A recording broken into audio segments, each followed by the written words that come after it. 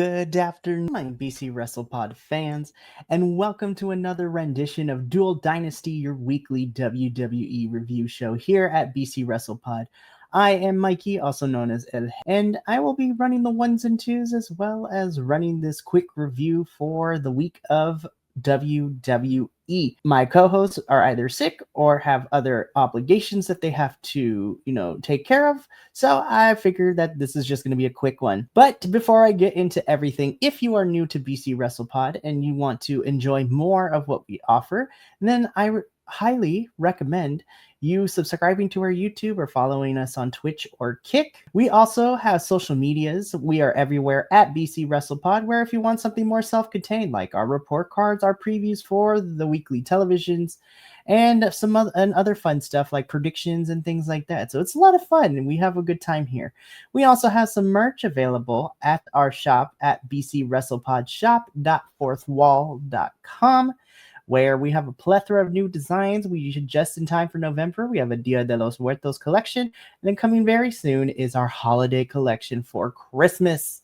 It's crazy out here, y'all. It's insane. But with all of that out of the way, let's just jump into it. So I'm going to keep this brief because we had a very interesting week for WWE. We have stated on air over the last couple of weeks that while we enjoy the talent, we're hoping that WWE shifts in terms of where they're going for stories, how they book, their roster and things like that. So I will definitely say I think Raw was definitely a step in the right direction. And we did some new stuff. SmackDown, there were some good things, but there was also some questionable things, but Raw was also questionable as well. So without further ado, how this is going to work is we are going to cover 3 major topics for Raw and 3 for SmackDown. And I'm just going to give you a recap of those thoughts and then give you, my opinion about it. So it's going to keep it quick. So we're going to kick things off with everything that went down this week on Monday Night Raw. So the first topic that I want to discuss is the world title picture and the return and the involvement of one Mr. Logan Paul. All right, let's just get this out of the way. So Raw this week, it kicks off with CM Punk, who is our new world champion over on Raw after beating main event Jey Uso for the vacant World Heavyweight Championship at Saturday night's main event. Punk opened the show, as the proud fighting champion, and that he wants to fight guys like Jay, John Cena, and he lists off a whole bunch of other superstars in WWE that he wants to fight as the champion. Q, Big Bronson Reed, and Braun Breaker are accompanied with Paul Heyman. And, Paul Heyman accuses CM Punk and confronts him about pulling strings, not getting Braun and Reed to be able to participate in that battle royale, to allow them to figure out who would face Punk for the title at Saturday night's main event. And that was crazy. But before we get all into that too, Logan Paul ends up inserting himself in the title conversation. So this was kind of all mixed together. Logan Paul comes out, him and CM Punk go back and forth. Braun and Bronson come out and talk all that mess, which leads into the main event after, the Brawns, as we call them, start jumping CM Punk and Jay coming out for the save. So in the main event, it would be Punk and Jey Uso teaming up against the Brawns. In the main event, it was Chaos. The Vision beat down Punk and Jay. Logan hands the brass knuckles to Heyman, possibly joining the Vision. And I'm just sitting here and I'm just like, now I know Seth is injured, so War Game plans have changed. However, I am not loving the idea of Logan Paul being involved in War Games and being on the Vision side with things, taking on, Punk and everything. Or it could lead to Punk defending his championship against Logan at Survivor Series, which is also not my favorite plan. But at the same time, it is better than having him be in War Games, in my opinion. I give this a little bit of grace because of the fact that Seth Rollins is injured and we had to shift plans and move things around. But Logan Paul, that was the decision we made at Raw and WWE.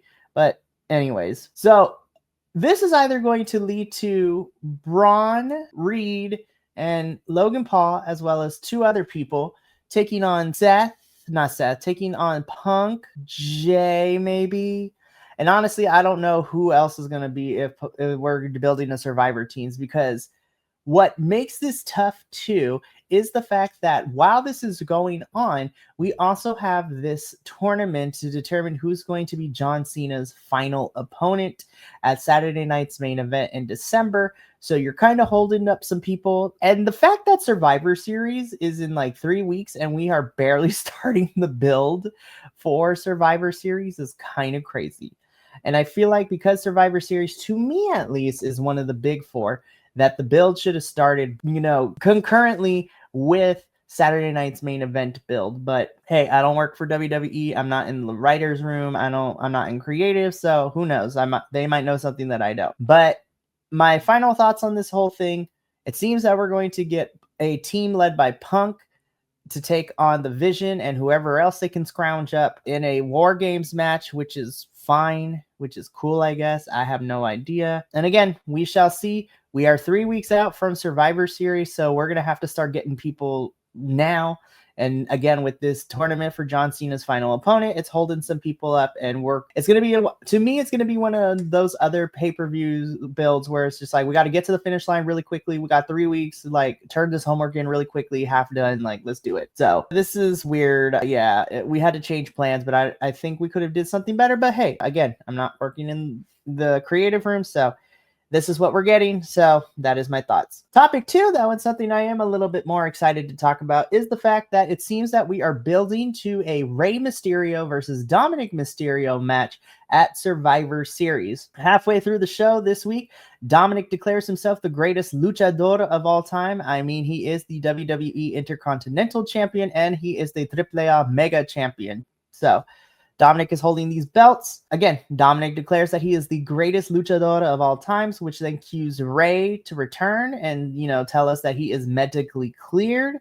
And he challenges Dom's claims, invokes El Santo, Blue Demon, Eddie Good. So, of course, with Eddie's mention, a big emotional reaction from the crowd and a huge Eddie chant because we all love Eddie Good. Dominic, and Rey go back and forth. Dominic tries to beat up Rey, but Rey ultimately delivers a 619 as Dominic escapes.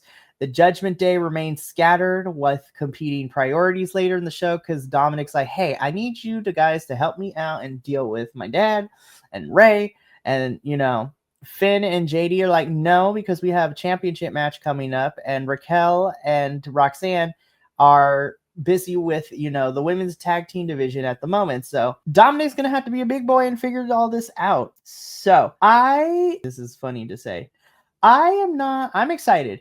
And again, I think because Rey is from San Diego, definitely want to have him on the card for Survivor Series, which makes me super excited. Now, I am hoping that this is for a championship, but I also want to feel like we need to add the stakes a little bit. Again, we are building this out. It's probably going to be a 3-week build, but unlike Logan Paul being inserted into War Games, I'm excited about. We all know that Rey Mysterio is probably going to retire within the next year or two. It's probably going to be Cena, then it's AJ's retiring next year, and then probably Rey after that. So we don't got Rey for long. I would actually love this to be a title match, but also for it to be some sort of legacy match at Survivor Series where it's a retirement match or something that happens. Who knows what we got in the works? But I don't think Rey is retiring. I think it's going to be for the championship. And honestly, I feel that Dominic should win against Rey because Rey has gotten Dominic's number in their history of fighting each other. So I would love to see Dominic get one over his dad.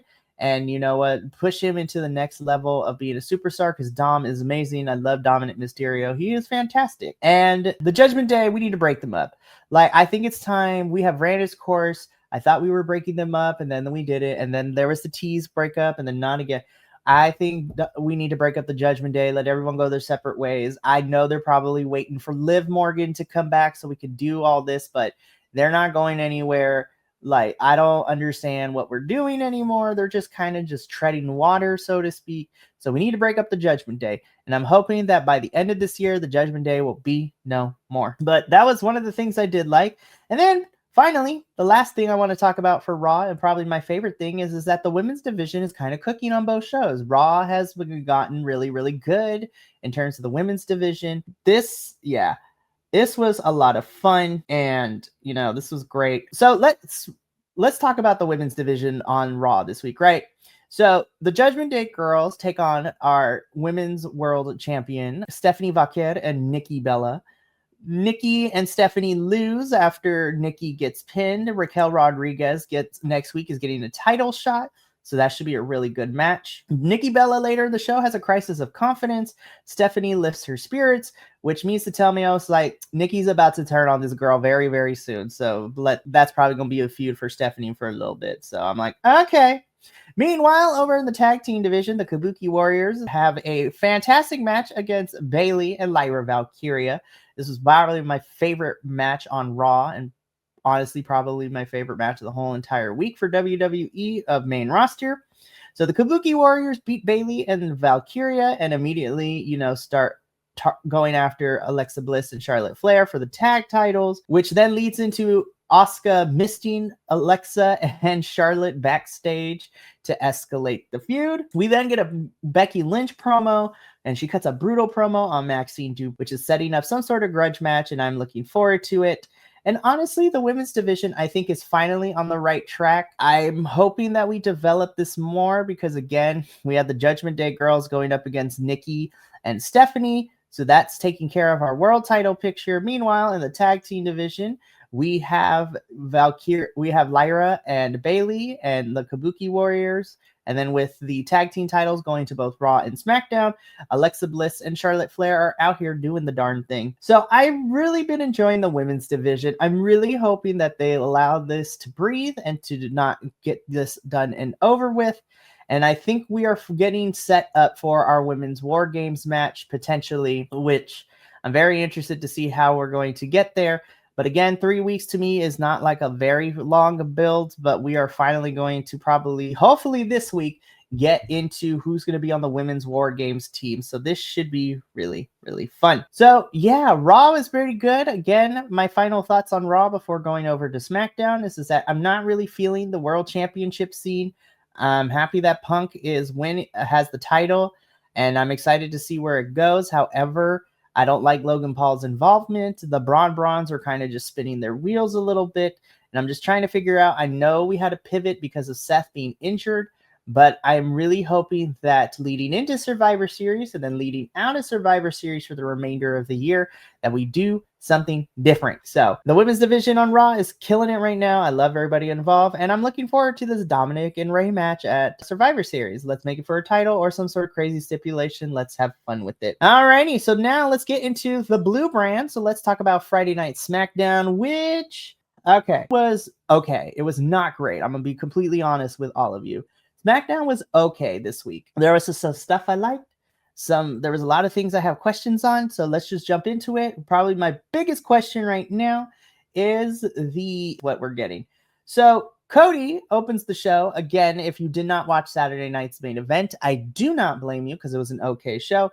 But Cody Rhodes ended up beating Drew McIntyre by using the belt, which I'm just like, we did this with Kevin Owens earlier this year, or towards the tail end of last year leading into their match at the Royal Rumble. So we're doing this again, but it is what it is at this point. Cody opens up. Cody wants the fans to decide who his next challenger should be, which then cue Aleister Black with Zelina at hand. Aleister steps up, Zelina slaps Cody, and Cody tells Aleister that they're going to main event the show. So I was like, okay, cool. Aleister versus Cody, we're treading AEW territory ground in terms of feud, but hey, this could probably go be a good match. I like Aleister, I like Cody, this should be fun. We get to the main event, and of course, we can't have a champion lose for some odd reason, and the match ends in chaos after Drew McIntyre claymores the referee. We also have Damian Priest running in, brawls with everyone. Aleister escapes. At the end of the show, Nick Aldis suspends Drew McIntyre. And I'm just like, this is chaotic AF. Like, what are we doing with this? Like, I get that champions should be presented in a good light, but it's okay. You can have champions lose, especially if it's a non-title match. In my opinion, champions can lose. It makes a more interesting story, and it doesn't make them any weaker. But you have Drew still running around in the story. Damian and Aleister are still fighting each other, apparently. Now they're all mixed into this. Cody's direction is really, really weird. I honestly think we're probably going to get a fatal four-way, or Cody, Aleister, and Damian at least. If not, we're going to get a fatal four-way with those three plus Drew. Cody is not going to be involved in the War Games match. So to me, Cody has to have an opponent for Survivor Series. My money is probably that triple threat or, fatal four-way at Survivor Series, try to get everybody on the card, which is cool and everything, but I don't know how I feel. And I'm just like, it is what it is. It's whatever. We'll be fine, I guess. But yeah, I'm not really digging Cody as champion right now. I mean, I like Cody. I just don't like how we're booking him. I don't like the contenders and the feuds that we've gotten for him, because since he won it since Mania, we have had him not really do much of substance, to be completely honest. This title reign has kind of been and you know what? We'll see what happens. Again, we are 3 weeks out from Survivor Series. We will see how plans fall into place, but that is what's going on in the main event scene, and I'm not necessarily digging it. Meanwhile, we're going to go over to the mid-card division, where I am 50-50 because we have the men's mid-card titles doing really good, and then I have lots of questions in terms of the women's stuff, which we're going to get into in my third topic. But let's talk about the U.S. title scene and the mid-card entanglement, specifically on the men's division. So, in a fantastic match, Ilya Dragunov retains his United States Championship against Johnny Gargano after Tommaso Ciampa maneuvers him into the match. This is kind of crazy. Well, Dragunov wanted him. Ciampa wanted it, but Dragunov was like, no, I want to fight Johnny. So we got Johnny versus Dragunov in a really fun match. But before that match happened, though, Sami Zayn is still not medically cleared, according to Nick. And he can't be at Ringside because he's not medically cleared. But Sami vows he won't stand by forever because he knows the MFTs are running around and they're about to pop up.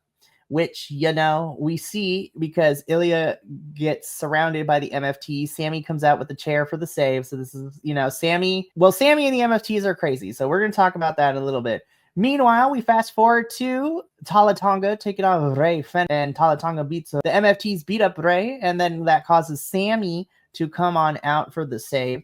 So we got Sami and Rey with the MFTs, which is also overlapping with the U.S. title environment. And honestly, I'm kind of digging this. So I think at this point, Ilya Dragunov is probably one of my favorites. I think within the last couple of weeks, I've always been a fan of Ilya, even since NXT UK. And then when he came over to the United States for NXT, and I'm really digging this. I'm going to be completely honest. I would rather see Sami and Rey and grab a couple other people and take on the MFTs and whoever they can find for War Games more than I like the idea of Team CM Punk versus, the Vision and whoever else they can get. But who knows?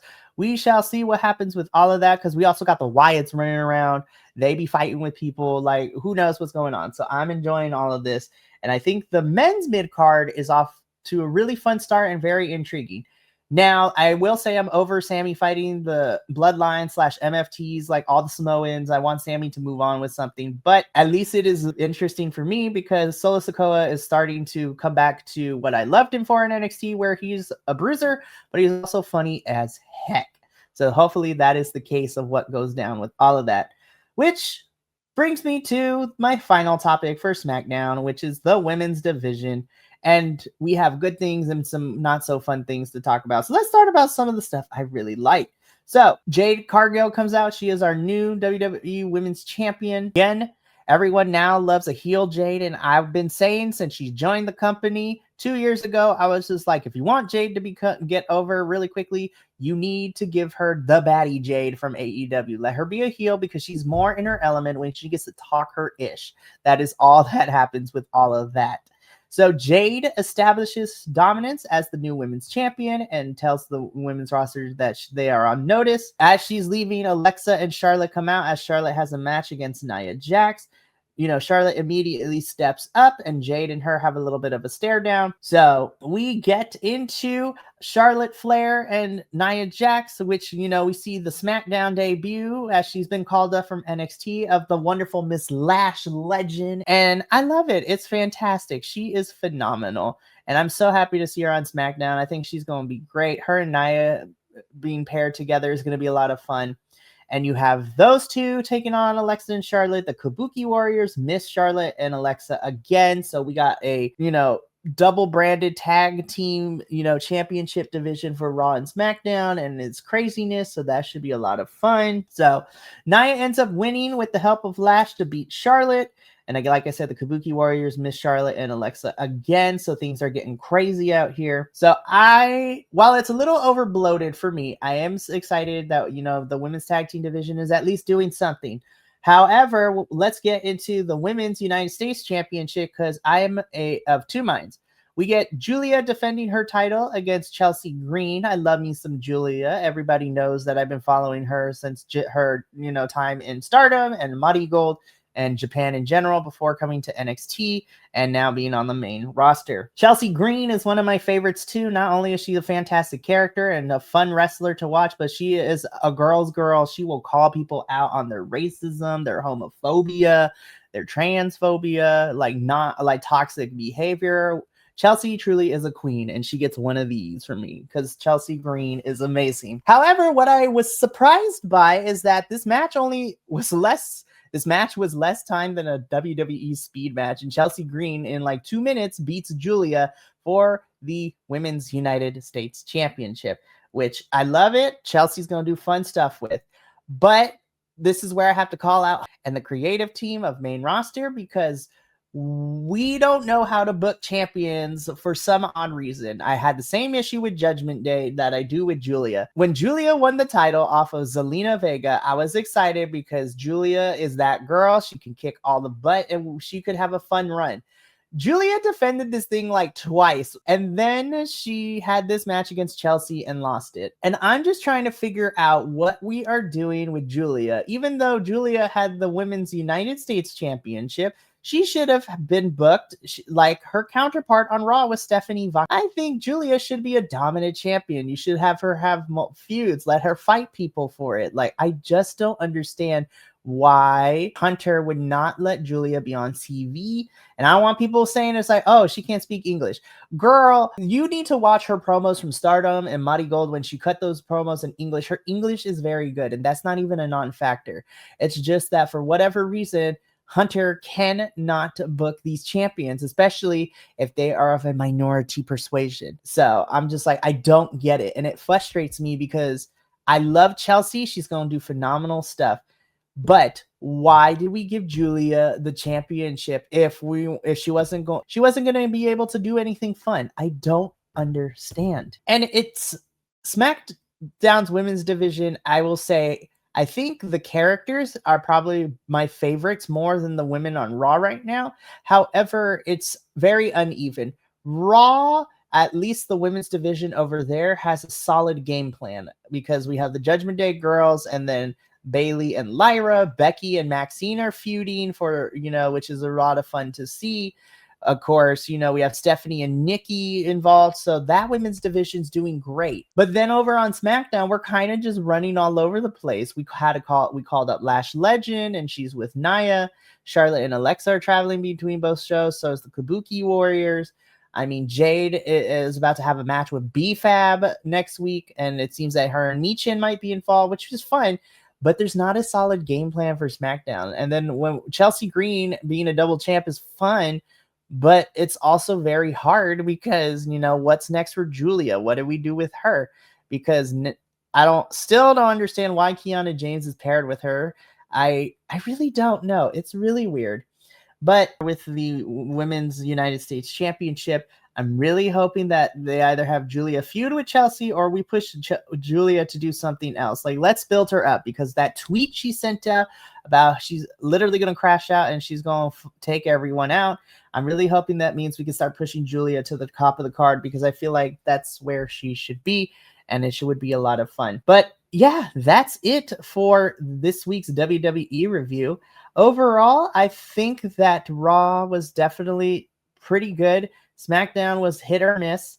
And you know what? Again, we are 3 weeks out from Survivor Series, which, is going to be fun for everyone involved. And I will be there live. So if you happen to be going to Survivor Series, make sure to say hi, stop by. I think despite my criticisms, I'm excited to be there at Survivor Series, and I will get to take my mom to her first big WWE event, and it happens to be a big pay-per-view, which is a lot of fun. But that's going to be it for us here at Dual Dynasty. I look forward to this week in reviews, and I hope to see you all there. But until then, remember, take care of yourself, love one another, Stay Bi-Conic, and more importantly than anything, you always deserve to finish your story. We will catch you later this week, hopefully. But in the meantime, remember, take care of yourself, love one another, stay Bi-Conic, and, well, I already said the thing. You know what I mean. But we're going to catch you later. But until then, I will see you soon. But until then, and until next time, peace. Thank you so much for tuning in to another Vibe Tribe production. What's gonna happen next time? Well, you're gonna have to tune in to find out. But until then, remember, take care of yourself, love one another, and as always, make sure that you keep the good times rolling. Thank you for being here, and we'll see you next time.